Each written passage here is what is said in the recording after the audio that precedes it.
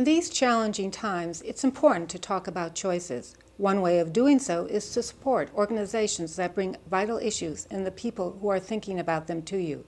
To keep these voices alive, won't you please consider making a donation to the Carnegie Council's annual fund? Your donation will directly support programs such as a video you are about to watch.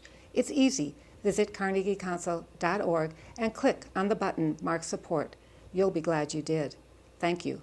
You know, history doesn't repeat itself, but it rhymes. This portrays the length, number of months rounded up that the United States has been involved in various wars. As you can see, the American Revolution and the Vietnam War were the longest conflicts the United States ever fought.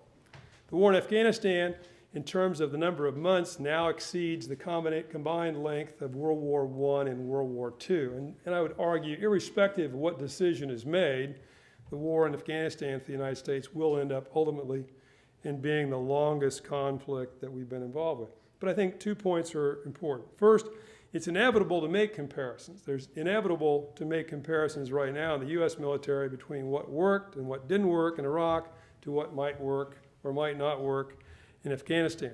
That can be useful. It also can be a trap. And one has to be very careful in learning lessons learned, which ones are applicable and which ones are not applicable. Second, General George Marshall, military commander during the Second World War, once said democracies cannot fight a 7-year war, that over time the patience of the American people, or in any democracy, will run out after about 7 years. Well, clearly, we are testing that particular proposition amongst the American people right now. Most polls right now will tell you about 1/3 of the American people believe we should immediately do what General McChrystal says, about 1/3 say we should leave tomorrow, and about 1/3 are kind of, I don't know, somewhere in between. But I would tell you the most optimistic assessments I have heard would suggest that if we were to move forward in the direction of General McChrystal's assessment, it would take about a year to wrest momentum away from the Taliban, about a year then to build momentum for us, and then about 5 more years after that to build a government and a security force in Afghanistan that could control the country. So that's about 7 more years in this particular conflict.